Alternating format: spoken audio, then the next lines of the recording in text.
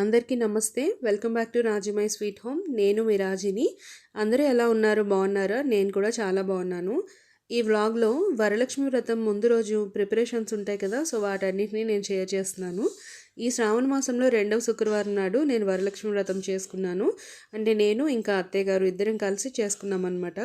అయితే వ్రతం కోసం మనకి చాలా ప్రిపరేషన్స్ ఉంటాయి కదా ముందుగా చేసుకోవాల్సినవి, అవన్నీ కూడా ఈ బ్లాగ్లో షేర్ చేస్తాను. ఇంకా ఇది శ్రావణ మంగళవారం నాడు తీసిన క్లిప్ అండి.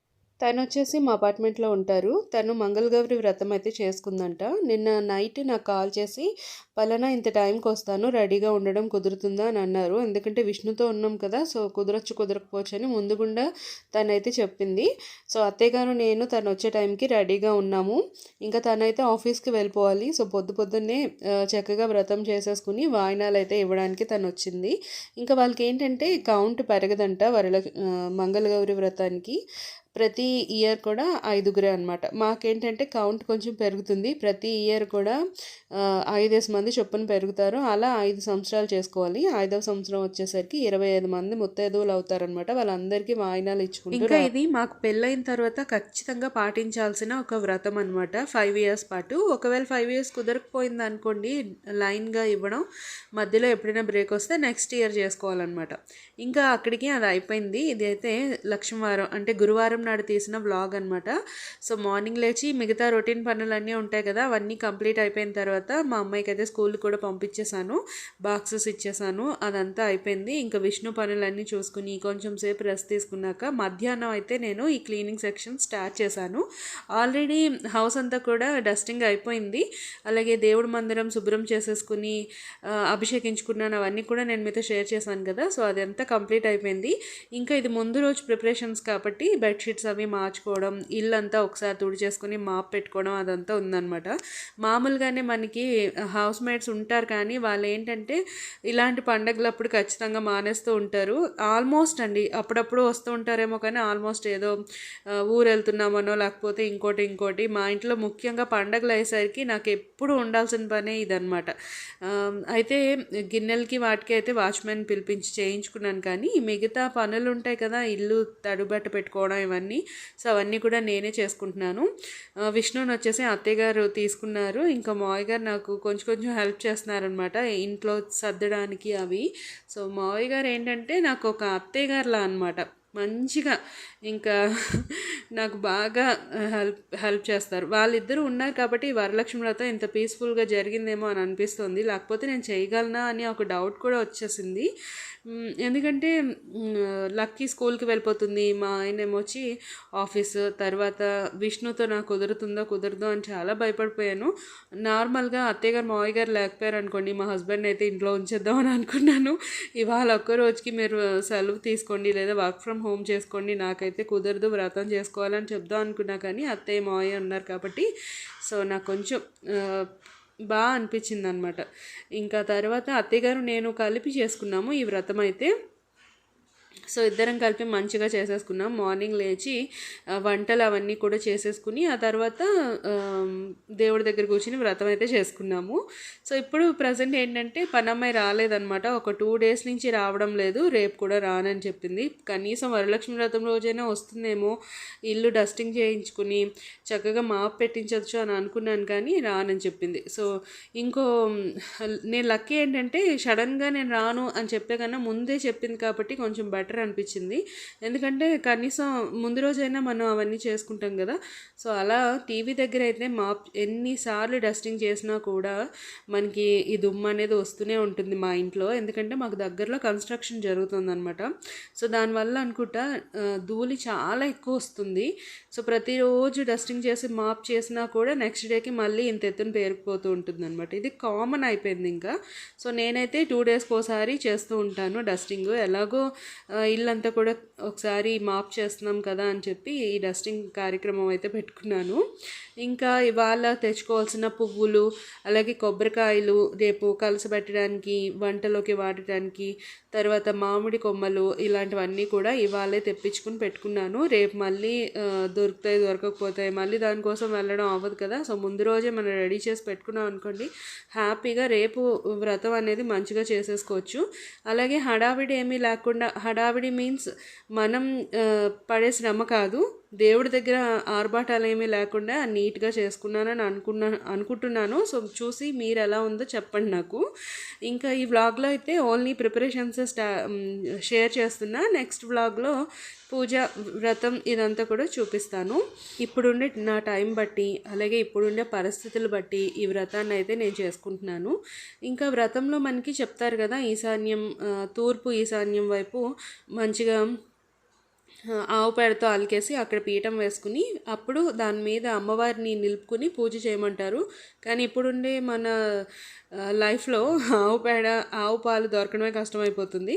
సో ఇంట్లో మన అందరికీ గచ్చులే కాబట్టి అలాంటివి ఏం చేయాల్సిన అవసరం ఉండదు. జస్ట్ నార్మల్గా మాప్ పెట్టుకుని అక్కడ దేవుని పెట్టుకుని చేసుకోవచ్చు. ఒకవేళ ఈశాన్యం వైపు కుదరకపోతే తూర్పు వైపు మనం ఎక్కడైనా పెట్టుకుని చేసుకోవచ్చు అనమాట. ఇంకా ఆవు పేడ బదులు పసుపు ఉంటుంది కదా, కొంచెం నీళ్ళల్లో పసుపు వేసుకుని మనం మాప్ పెట్టేసుకుని అప్పుడు పీఠం వేసుకుని మనం అయితే పూజ చేసుకోవచ్చు. ఇక్కడ నేను అమ్మవారి కోసం బొమ్మను కూడా రెడీ చేశాను. నార్మల్గా అది కలసలాగా నేను తీసుకోలేదు, జస్ట్ అలంకరణ కోసం అన్నట్టు అమ్మవారిని అయితే రెడీ చేసుకున్నాను. మాకు ఎప్పటి నుంచో ఆచారంగా వస్తున్న కలస ఉంటుంది కదా, సో దాన్ని అయితే ఖచ్చితంగా పెట్టుకుని పూజ అయితే చేస్తాను. చాలామంది అంటారు 2 కలసల్లా అయిపోతుంది కదా అని చెప్పి. మనం మామూలుగా వ్రతంలో కూడా మనకి ప్రాణ ప్రతిష్టాపన లేకపోతే కలస పూజ ఇవన్నీ ఉంటాయి కదా. సో అవన్నీ కూడా మనం కొబ్బరికాయ, బియ్యం ఏదైతే పీఠం మీద పెట్టి చేస్తున్నామో దానికే ప్రిఫరెన్స్ ఉంటుంది. కాబట్టి ఆ కలస పూజ అంతా కూడా దానికే చేస్తామన్నమాట. మామూలుగా మనం అమ్మవారిని రెడీ చేస్తాం కదా, నేనైతే అమ్మవారిని రెడీ చేసింది ఓన్లీ అలంకరణార్థం మాత్రమే రెడీ చేస్తాను. దాన్ని కలుసుగా కన్సిడర్ అయితే చేయను అనమాట. ఇంకా లక్కీకి కొన్ని పనులు అలా నేర్పిస్తూ ఉంటే వస్తాయి అనే ఉద్దేశంతో ఈ పసుపు రాయడం, అలాగే పాదాలకి పసుపు రాయడం ఇవన్నీ కూడా లక్కీకి అప్పచెప్తూ ఉంటానన్నమాట. ఎందుకంటే దానికి ఇంట్రెస్ట్ రావాలి, నేర్చుకోవాలి, రేపన్న రోజు అది ఇబ్బంది పడకూడదు అనమాట. సో అందుకు దానికి కూడా నేను కొన్ని నేర్పిస్తున్నాను. అలాగే ఇక్కడ కొంచెం బియ్యం పిండి, కుంకుమ వీటితో కూడా గుమ్మాన్ని అలంకరించమంటే ట్రై చేసింది కానీ దానికి రాలేదన్నమాట. ఇంకా ఈలోగా హోంవర్క్ అవి కూడా ఎక్కువ ఉన్నాయి. సో తను పంపించేసి ఇక్కడ నేనైతే మిగతా పనులు చేసుకుంటున్నాను. ముందు రోజే నేను గుమ్మాన్ని చక్కగా అలంకరణ చేసుకుని పెట్టుకున్నానండి. అదేంటి ముందు రోజు రాసేసుకున్నారు గడపకి పసుపు, రేపు కదా రాసుకోవాలి అంటే, మా ఇంట్లో ముందు రోజే రాసి పెట్టుకుంటారు కాబట్టి నాకు అది అలా అలవాటు అయిపోయింది. ఇందులో పెద్ద దోషాలు ఎంచాల్సిన అవసరం కూడా ఏం లేదు. చాలామంది ఇళ్లలో ఇలాగే చేసుకుంటారు. ముందు రోజే మనకి శుక్రవారం పొద్దు లేదా మధ్యాహ్నం 3 తర్వాత కానీ ఇలా పసుపు గుమ్మాలకి రాసేసుకుని చక్కగా నీట్గా రెడీ చేసి పెట్టుకోవచ్చు, ఏం ప్రాబ్లం లేదు. రేపు మార్నింగ్ లేచిన తర్వాత ఇంకా డైరెక్ట్గా బయట మాప్ పెట్టేసి ముగ్గు వేసేసుకోవడమే, అంతకు మించి ఇంకేం లేదు. రేపు మామూలుగా గుమ్మం దగ్గర పువ్వులు అయితే పెట్టుకోవచ్చు మనం అటు ఇటు. సో రేపు ఉదయం అయితే పువ్వులు పెడదాం అని అనుకుంటున్నాను. ఇంకా ఈ గుమ్మం పని అయిపోయిన తర్వాత మళ్ళీ స్నానం అది కంప్లీట్ చేసేసుకుని చక్కగా అమ్మవారిని అయితే రెడీ చేసుకున్నాను. ఈవినింగ్ దీపారాధన కూడా ఒకసారి చేసుకున్నాను దేవుడి మందిరంలో. ఎందుకంటే సంధ్యదీపం చాలా ఇంపార్టెంట్. ఉదయం పెట్టినా పెట్టకపోయినా కూడా సంధ్యదీపం చాలా ఇంపార్టెంట్ అంటారు. కానీ నాకు ఉండే కొన్ని పనుల వల్ల నాకైతే కుదరడం లేదు. వీలైనప్పుడైతే సంధ్యదీపం పెడుతున్నాను. చాలా మంచిదండి. చీకటి అయిపోతున్నప్పుడు మనం దీపం పెడతాం కదా, సో దానికి ఎక్కువ వాల్యూ ఉంటుందని అంటారు. కాబట్టి సంధ్య వేళలో మనం పెట్టే దీపం, ప్రదోషకాలంలో పెట్టే దీపానికి చాలా ప్రాముఖ్యత ఉంటుంది. సో అలా ఇవాళ అయితే నేను మంచిగా దేవుడి దగ్గర కూర్చుని రేపు జరగాల్సిన వ్రతంలో ఎటువంటి అపశృతులు జరగకూడదు, అలాగే మంచిగా జరగాలి అని మంచిగా అమ్మవారికి అయితే దండం పెట్టేసుకున్నాను. ఇంకా ఈవినింగ్ వంట సెక్షన్ వచ్చేసి అత్తయ్య గారు చూసుకుంటున్నారు. విష్ణుని మావయ్య గారి ఇంకా వాళ్ళ నాన్నగారు చూసుకుంటున్నారు అనమాట. అప్పుడు నేను ఈ అమ్మవారి శారీ డ్రాపింగ్ అదంతా కూడా చేస్తున్నాను. చేస్తున్నాను. వెనకాతలు చూసారు కదా, బిందెలు 2 పెట్టాను. ఒకటి బింది, ఇంకోటి చెంబు అనమాట. దాన్ని ప్లాస్టర్తో పెట్టేసి లోపలైతే నేను బియ్యం వేశాను కొంచెం స్టిఫ్గా ఉండడానికి. ఆ తర్వాత అమ్మవారి ముఖం పెట్టడానికి అని చెప్పి నేను కొబ్బరికాయ అయితే పెట్టాను పైన. దాన్ని నేను ముందే చెప్పాను కదా, కలసగా అయితే కన్సిడర్ చేయను. సో ఉన్న దాంట్లో మంచిగా చేసుకోవాలి అనే ఉద్దేశంతో నా దగ్గర ఉండే వస్తువులన్నీ ఉపయోగించి అయితే ఈ వ్రతం అయితే చేసుకుంటున్నాను. అమ్మవారి సారీ డ్రాపింగ్ కూడా అలాగే చేశాను. ఈ చీర వచ్చేసి మొన్న అమ్మ వాళ్ళు పెట్టారనమాట గాజులు పెట్టినప్పుడు. సో ఆ చీర అలా ఉంది, దానికేమో మంచిగా అంచులు అన్నీ వచ్చాయి కదా. సో అమ్మవారికి బాగుంటుందని చెప్పి అమ్మవారి సారీ డ్రాపింగ్ అయితే దాన్ని యూజ్ చేస్తున్నాను. ఇంకా నేను సంవత్సరానికి ఒకసారి కడతాం కదా ఈ చీర. ఫస్ట్ కట్టడానికి అయితే కొంచెం కష్టపడ్డాను నిజం చెప్పాలంటే. ఐడియా ఉంది కాబట్టి ఇంకా వీడియోస్ అవి చేయలేదు. వీడియోస్ అవి చూడలేదు, నేను చూసి చేద్దాం అనుకున్నాను కానీ ఉదయం నుంచి నాకు అసలు టైమే సరిపోవట్లేదు. సెల్ చూద్దామన్న ప్రతిసారి ఏదో ఒక పని వస్తుంది అనమాట. అది కాకుండా నేను ఒక పర్పస్ మీద సెల్ తీస్తాను చూద్దాము యూట్యూబ్లో ఒక వీడియో అని, ఈలోగా సెల్ మన చేతిలో పడేసరికి డైవర్ట్ అయిపోతూ ఉంటాము. ఎక్కడికెక్కడికో వెళ్ళిపోయి ఏవేవో చూసి టైం వేస్ట్ చేస్తూ ఉంటాను. సో ఇవాళ కూడా నాకు అలాగే అయింది. ఇంకా వీడియో చూడడం అయితే కుదరలేదనమాట. డెమో వీడియోస్ ఉంటాయి కదా, సో నాకు ఐడియా ఉన్నంత వరకు లాస్ట్ టైం కట్టలేదు కానీ అంతకుముందు కట్టాను కదా, సో అలా ఐడియా ఉన్నంత వరకు నేనే అలా చేసేసుకున్నాను. ఇంకా అందుకే నేనైతే ఈ శారీ డ్రాపింగ్ ఎలా చేయాలి అనే వీడియో అయితే చేయలేదు, ఎందుకంటే నాకే పర్ఫెక్ట్గా రాదు. వచ్చిన దాంట్లో అలా చేసేసాను అనమాట. సో మొత్తానికైతే మంచిగా కుదిరింది. అమ్మవారి బొమ్మ అలాగే మంచిగా కళగా అనిపించింది అనమాట. సో మా ఇంట్లో వాళ్ళందరికీ నచ్చింది. సో నేను ఎవరినైనా ఇంప్రెస్ చేయాలి అంటే మా హస్బెండ్ని, ఇంకా మా అత్తయ్య గారు మావయ్య గారు వాళ్ళని, ఇంకా ఇటువైపు అయితే మా అమ్మ నాన్నని, ఇంకెవరిని నేను ఇంప్రెస్ చేయక్కర్లేదు. సో వాళ్ళ వరకే నేను చూసుకుంటాను అనమాట. వాళ్ళందరికీ నచ్చిందా లేదా అంతే. సో వాళ్ళందరికీ నచ్చింది కాబట్టి ఇంకా నేను కూడా హ్యాపీ అనమాట. ఇది చూస్తున్నంత ఈజీ అయితే కాదు. నాకైతే 2.5 hours పట్టిందండి శారీ డ్రాపింగ్. తర్వాత అమ్మవారికి నగలు వేసి అలంకరణ చేసి జడ పెట్టి ఇవన్నీ చేసేసరికి 2 గంటలు ఇంకా 2.5 hours పట్టింది. ఆ తర్వాత వచ్చేసి భోజనాలన్నీ కంప్లీట్ అయిపోయిన తర్వాత అత్తయ్య గారేమో నేను బంతిపూలు అయితే గుచ్చేస్తాను ఇవ్వమ్మా ఇప్పటికే లేట్ అయింది అన్నారు. సో అత్తయ్య గారికి ఇచ్చేస్తే బంతిపూలన్నీ చక్కగా మాల గుచ్చిపెట్టారు. ఉదయం లేచి నేను గుమ్మాలకి అయితే అలంకరణ చేశాను అనమాట. ఇంకా అమ్మవారికి బొమ్మకి వేయడానికి ఒక బంతిపూల మాల అయితే గుచ్చి వేశాము. చాలామంది అంటారు బంతిపూలు దేవుడి పూజకి పనికిరావు అని చెప్పేసి. ఏమో నాకైతే తెలీదు. నాకు ఉండే ఒకే ఒక రీజన్ ఏంటంటే అందులో పురుగులు ఉంటాయి, దానివల్ల పెట్టొద్దని అంటారేమో. మా ఇంట్లో అయితే పెడతారు, చిన్నప్పటి నుంచి బంతిపూలు పెడుతూ ఉంటారు. మాకు తోట కూడా ఉండదన్నమాట మా అమ్మగారు వాళ్ళ ఇంట్లో ఉండేటప్పుడు మా చిన్నప్పుడు. సో అలా ఇది చాలా ఈజీగా పెరిగేస్తాయి కదా, ఎండిపోయిన బంతిపూలని ఎండబెట్టేసి వాటిని చల్లితే చక్కగా మనకి మొక్కలు వచ్చేస్తాయి. వాటికి బోల్డ్ అని పువ్వులు వచ్చేవి. వచ్చినంత వరకు చాలా మంచిగా దేవుడికి పెట్టేవాళ్ళం, అలాగే గుమ్మాలకి అలంకరణ చేసుకునే వాళ్ళం, ఇలా ప్రతిదానికి ఉపయోగించేవాళ్ళం. ఇప్పుడు ఎందుకు మరి పెట్టకూడదు అంటున్నారు. సో అది ఎంతవరకు నిజం అనేది నాకు తెలీదు. విన్నాను బట్ పెట్టకూడదు అని యూట్యూబ్లోనే వింటున్నాను నేను చాలా వరకు. ఇంకా భోజనాలన్నీ కంప్లీట్ అయిపోయి అత్తయ్యగారు వచ్చేసి ఒక పక్క బంతిపూల మాల గుచ్చుతున్నారు. అది వీడియోస్ తీయడం అయితే కుదరలేదు. విష్ణుని అయితే మా వారు పడుకోబెడుతున్నారు. వాడైతే ఇవాళ అస్సలు పడుకోవడమే లేదు. వాడికి అర్థమైపోయింది ఏదో హడావిడి ఉంది మన ఇంట్లో, నేను అస్సలు పడుకోకూడదు అని చెప్పి. సో వాడిని చూసుకోవడానికి అన్నట్టు మా వారు ఇంకా అలా ఉండిపోయారు. ఒక పక్క అయితే ఆయన వర్క్ చేసుకోవాలి, సో వీడైతే పడుకోవడం లేదు. కొంచెం కష్టమైంది ఇవాళ, బట్ ఏంటంటే తప్పదు అనమాట ఇంకా. సో నేనైతే ఇంకా అన్ని పనులు కంప్లీట్ అయిపోయిన తర్వాత కిచెన్లోకి వచ్చి మంచిగా స్టవ్ అంతా కూడా నీట్గా రెడీ చేసి పెట్టుకుంటున్నాను. రేపు మార్నింగ్ మనం మడిగా వంటలు అవి చేసుకోవాలి కదా, దానికోసం అని చెప్పి.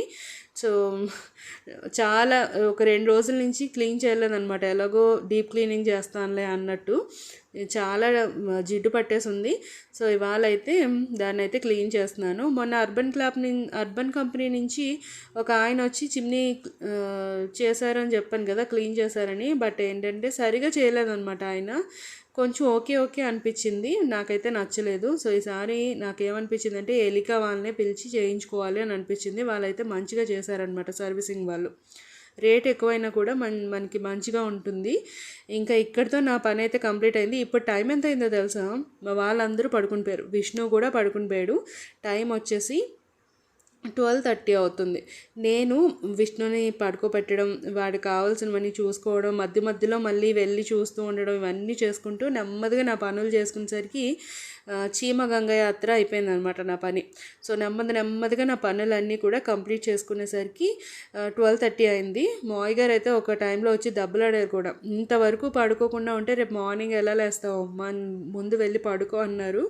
కానీ నాకేంటంటే ఈ పనులన్నీ కంప్లీట్ అయిపోతే రేపు ఉదయం ఫ్రెష్గా లేచి అలా స్నానం చేసి వచ్చి పూజ చేసుకోవచ్చు కదా, అంటే మడిగా వంట చేసుకోవచ్చు కదా, ఇవన్నీ ఉంచేసుకోవడం ఎందుకు అన్నట్టు నెమ్మదిగా చేసుకుంటున్నాను. బట్ మావయ్య గారు అయితే చాలా దెబ్బలాడారనమాట. ఎందుకమ్మా అసలు అంతలాగా స్ట్రెస్ ఫీల్ అవ్వడం ఎందుకు అని.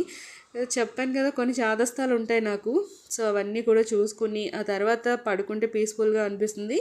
కాకపోతే ఇక్కడ వచ్చిన ప్రాబ్లం ఏంటంటే 12:30 అయిపోయింది కదా, నేను వెళ్ళి పడుకుందాం అన్న టైంకి మా విష్ణు లేచిపోయాడు. ఇంకా వాడిని చూసుకుని మళ్ళీ నేను పడుకునేసరికి 2 అయ్యిందనమాట. సో ఆ రోజు కొంచెం చికాగ్గా అనిపించింది. కానీ ఇంకా మార్నింగ్ అయితే లేచి మళ్ళీ నార్మల్ ఒక్క రోజుకే కదా అన్నట్టు నార్మల్గా మళ్ళీ అయిపోయింది. ఫస్ట్ అయితే మా ప్లాన్ ఏంటంటే మార్నింగ్ 5 o'clock లేద్దామని అనుకున్నాం అనమాట. కానీ లేవడం కాదు కదా, ఇప్పుడు పడుకోవడమే చాలా లేట్ అయిపోయింది కాబట్టి పొద్దున్నే 5 o'clock అయితే లేవలేనని చెప్పి నేనైతే 6కే లేచాను. సో ఇదైతే అత్తగారు ఇందాకల బంతిపూల మాల గుచ్చారని అన్నాను కదా, అమ్మవారికి అయితే ఒకటి వేసేసాను. ఇది బయట గుమ్మానికి కట్టడానికి అనమాట. ఇంకా టైం చూపిస్తా చూడండి, 12:30 అయింది. సో ఇప్పుడు నేను వెళ్ళి పడుకోవాలి. ఇంకా ఈ వ్లాగ్లో ఓన్లీ ప్రిపరేషన్స్ అయ్యాయి కదా, నెక్స్ట్ వ్లాగ్లో వ్రతం అంతా కూడా చూపిస్తాను. నచ్చితే లైక్, షేర్, కామెంట్ చేయండి. Bye bye.